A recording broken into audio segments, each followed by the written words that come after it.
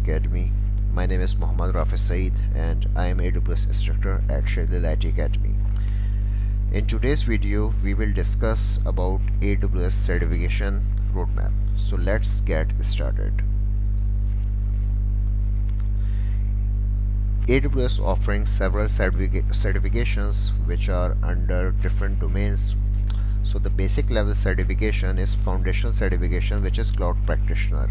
So if you are not a professional, network professional, system professional, but still want to get knowledge on AWS because you want to sell your solution to your clients, so you can go with cloud practitioner. But if you are a professional, market professional, like already working on different technologies like in network systems, cloud, or you're a developer, so you can go with associate level certification. There are 3 certification in associate domain. Number 1 is solution architect associate, which is quite famous nowadays, and the second one is sysops administrator, and third one is developer.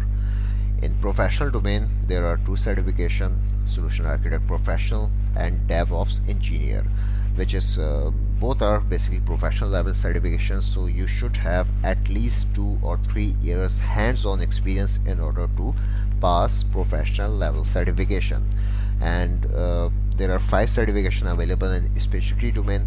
So if you are network professional or data analytics professional or database, machine learning, or security professional, so you can earn domain specific certification as well, which is basically like a professional level certification.